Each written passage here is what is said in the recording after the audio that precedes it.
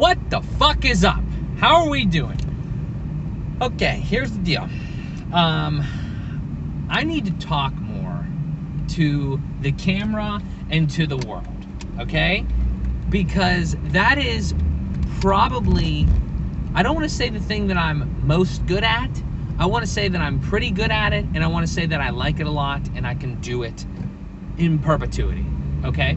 I just don't do it enough because I don't know. I can't give you a great answer. I really enjoy doing it. It's probably one of my favorite things to do because I just like having conversations. I could talk to myself, obviously, and I love having conversations with other people. I could do that for an eternity.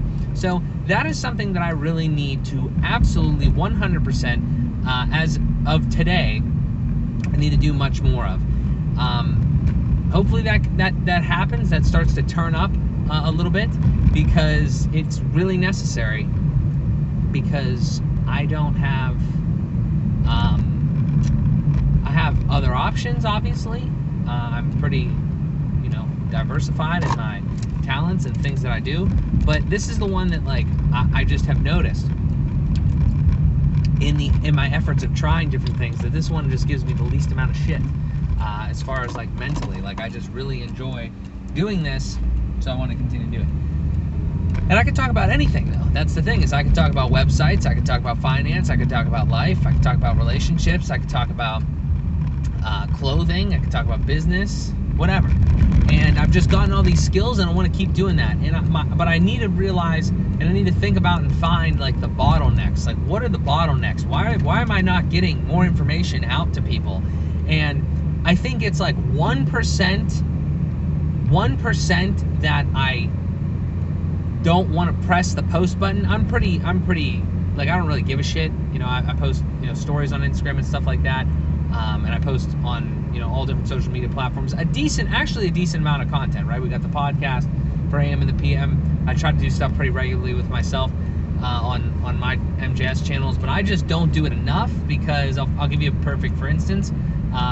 Doubting myself in the slightest way on certain occasions, and one of them is, like, maybe I should put up a video on YouTube about helium, the helium miner that I got, and, like, the stuff that I've learned a little bit. But I feel a little bit sometimes that I can't do that with everything, because I make this reason up in my mind. Maybe it's legitimate, maybe it's not, but I make this idea up in my mind that, well, I learned everything that I learned about helium and the miner and everything pretty much from, like, 1 or 2 people on YouTube.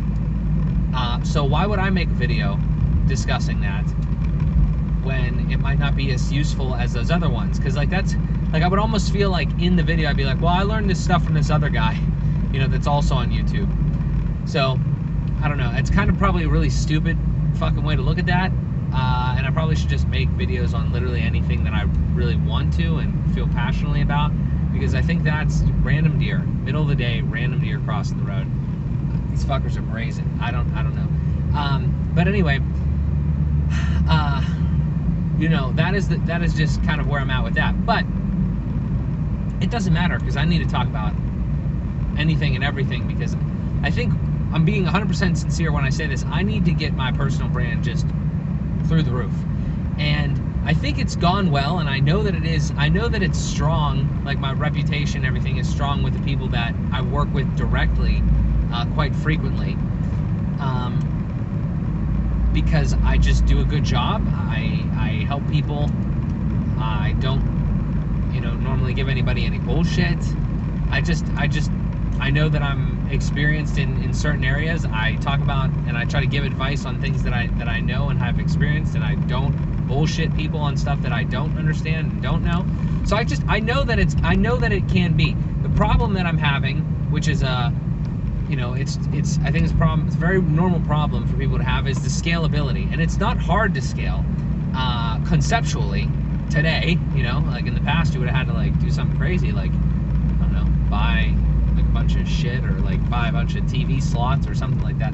It's really not that hard to scale here. I just need to be more at scale. I need to put things in places on the internet strategically,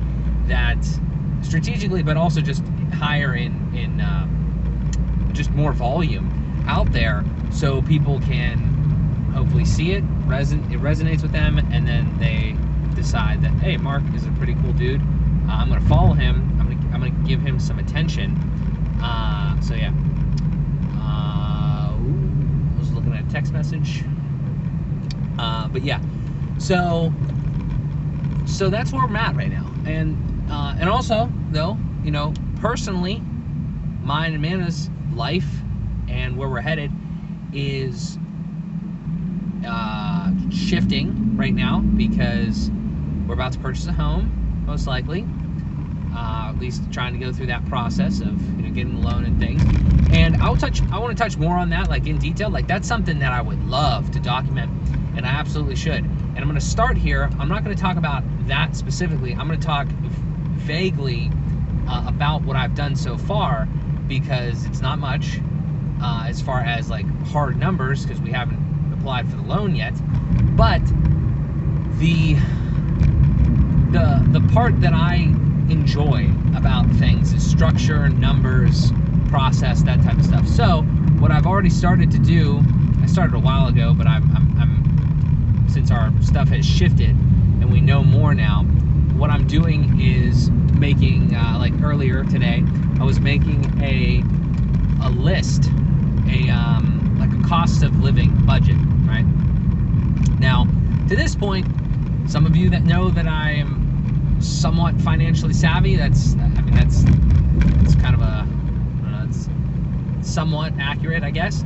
I haven't had a lot of expenses. I mean, you know, I've lived at home my whole life, obviously, and just haven't had a ton of things that I need to purchase. I mean, I've had business expenses, I run the businesses, you know, on the up and up as far as all that goes, and I personally have things that I buy, you know, pay for food and stuff like that.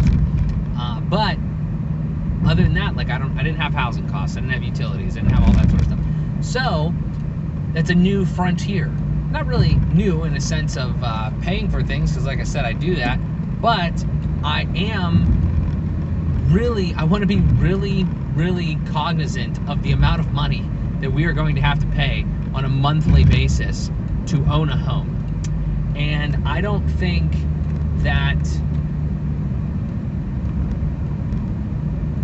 I've done a good enough job at explaining that to Amanda, because I don't even know it myself extremely well. Like, that's why I'm doing this type of exercise. So what I've learned just today is that you purchase a home, right, and you have a mortgage. Everybody's normally heard that term, but what does that mean? Well, wrapped up in your mortgage payment is the principal and interest, you know, principal of the loan and the interest you're paying every month. Then it's also all of the property taxes normally, which property taxes is a bullshit, umbrella term that I don't really like, because I think you should break it up, but because it's deeper than that. Normally, property tax is your municipality, so your local, like, government, borough, whatever, and then which has a certain rate. And I'll get to that in a second. So you have three things wrapped in that property tax shitty term that I don't like, because there's no, what I'm saying is there's no way to know what that number is without breaking it down further from what I've seen. Like, maybe some places do it, but these three taxes in here, which are your municipality, your school district, and your county, I'm pretty sure those are all like independent things. So I just don't like the way that is. Maybe some people don't want to fucking know where their money's going, but okay, good for them. But the property tax thing has those three things in it, and those three things have what's called, there are a certain amount of mills, or like millage, and let's say it's 9, so 9 mills. Let's say your borough is 9 mills. That means that for every $1,000 of your valuation of your home, you pay $9 in tax to that, like, per year. And so the easy numbers, if your house is worth $100,000, then if it's valued, like the, you know, fair market, whatever it's assessed at, I guess, or whatever. I'm actually not going that way. Good thing I didn't do that. If it's assessed at $100,000, or the fair market value is $100,000, then your millage is 9 mills. That means that for every, you know, $1,000, so that is 100 times 9, which is 900. So $900 per year you have to pay to your borough. I'm I have not paid it, but I'm a 99% sure that's how it works. So that means that that number, you know, divided up by 12, that's going to get tacked on your mortgage. Same exact thing, just different millage numbers for school district and for your county. Okay, so to circle back, mortgage so far has had the principal and interest number in there. All three of those different property tax things. Then it also, I think, normally involves homeowner insurance. They put that in there as well, which I have no idea how much that costs. And then could also include like HOA fees, or like I see some calculators with that. That's not important in this conversation. And then private mortgage insurance, or PMI. And what that means is if you put under 20% down on a home, then you have to pay PMI, which I have no idea how much that actually costs. I've heard like between $50 and $100 per month, but that just means that you didn't put a lot down, so you don't have a lot of equity built up in the house yet. And until you reach 20 or 22% of the full value of the house, like until you have that, or really the value of the loan, I think, then you have to pay that fee. And I'm not trying to pay that fee, but also it's hard to put down 20% of a loan on a house. So that's just what I've learned. And what I did was I took a spreadsheet and I broke all that down, because I think it's, again, important to know where your money's going. And the line items just keep adding up. So, you know, it's not cheap by any means. Now, I don't know what those numbers are really going to shake out to be. I don't think they're going to be crazy dramatic, because most of the stuff is, we kind of have an idea already, and most of the stuff isn't terrible. You know, obviously based off of historic data, but I don't know what those are going to be. So we have all that, but that's just the amount of money that you have to pay to be in the home, right? To just be in the home. Now, you obviously have to pay for things to make the home run, you know, as we all know, of utilities, right? And I'm not trying to like, I'm not trying to woe is me or woe is anybody. Everybody has to deal with this, but it's for those that don't understand finance, it is a shocker. I would imagine it's a big shocker when you get to this point. You're like, wow, there's a lot of shit that you have to pay for if you want to have a house. So I just like to get on top of those types of things, try to educate people.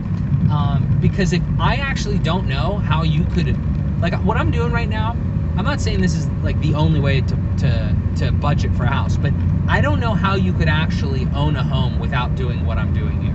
Because there is so many fucking things that you have to pay. Because here's what happened, just a quick side note. Let's say you don't have something like this. You don't have like a document, or you don't even have it like organized in your brain on paper or whatever. Okay, when you're done with your mortgage, whenever that is, hopefully it's less than 30 years, whenever you're done with that, then you don't have to pay the mortgage anymore. But now you have to pay all those taxes that are wrapped up in that bullshit property tax fucking umbrella term. You have to pay those independently of one another to whoever it's supposed to go to. So it's just really weird and annoying, because I thought, like if I was running a fucking borough, I always like to do this too. Like I think about these situations that I'm in. I'm like, how could I do this differently? How would I do this, you know, in a way that would be a little bit more efficient? If I was a borough, I would say exactly what you have to do as a new person in that, a new person that moves to that town. So you tell you exactly who's the bill for the for each utility, like how the property taxes are. I will give it granted, you know, credit where credit is due. I have looked at some municipalities. They do a decent job, but not to the level that I would. I just, this stuff is not actually that complex, but people make it complex because they leave out like just extremely pertinent information, like who is the gas provider, which I know the answer to that question, but you know, it's just aggravating to see that they don't put information in extremely like simplistic terms, when the actual concept of what you're describing or discussing or the situation really isn't that complex. That's just a pet peeve of mine, and I'd have to probably describe it more for everybody to hear where I'm coming from there. But I'm off track there.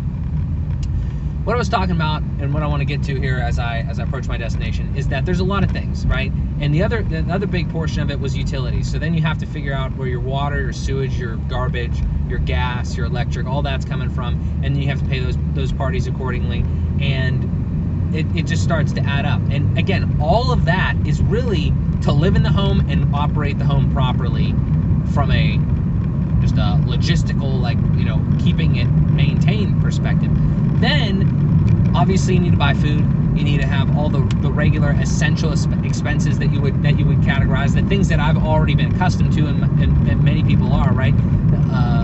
Gasoline for your car, regular maintenance and stuff like that. We didn't really get into health insurance or car insurance, like those types of things. So it's not cheap to live, and I think there could be better ways to like futz with all that and make that. That's not really what this conversation is about, but it's just interesting. So more than anything, I kind of just wanted to share where I'm at and what I've learned, really specifically today, honestly, in the last 2 days, about all these things, because I really think if I can hammer anything home is if you're thinking about purchasing a home, I don't even give a shit if you're thinking about purchasing a home. I was going to do this regardless if we rented or we purchased a home, because it's still important. The numbers and the categories, the descriptions of where money goes is just a little different if you're renting. But I still think that this isn't, I'm happy with our decision to move forward with what we're trying to do here. And I wouldn't ever say don't purchase a home based on that. I think renting and buying definitely have their places, but more than anything, like always, like I try to do, and anytime I talk about finance, is just sit down and try to get all the shit on paper. Because when you don't know what you're paying, who you're paying, how much, how often, you are totally fucked. Like, because you could have the money and you could still not understand. When you start to really like map it out and structure, and I'll try to provide like a template or something with the thing that I do. It's nothing crazy. It's literally just stuff that I put together in Excel, and I'll probably move over into like Mint or something like that, which you should check out. Mint, Intuit Mint. That's a great tool for personal finance if you haven't already. But that's kind of it. I just think that is the key. The knowledge and the understanding of those pieces is absolutely vital. Because if you don't have that knowledge, and it's just your stuff, I mean, it's nothing groundbreaking. If you don't have those things in place and you're not thinking about those numbers and those categories and those items before you get to that point, I just think it's gonna be way tougher, even if you did have the money, because again, you just don't know where it's going. That's what I love about personal finance. But with that, if I can cross this intersection without dying, that is it. And I greatly appreciate anybody that has tuned in, listened to this. If you have any questions, I'm not a certified financial advisor. I don't do that. I'm just a guy on the internet that likes numbers and money and stuff and does things. But if you'd like to ask me any questions or anything like that, don't hesitate to ask. I do enjoy talking about this stuff, obviously. So with that, thank you very much. I appreciate it. I'll talk to you guys later.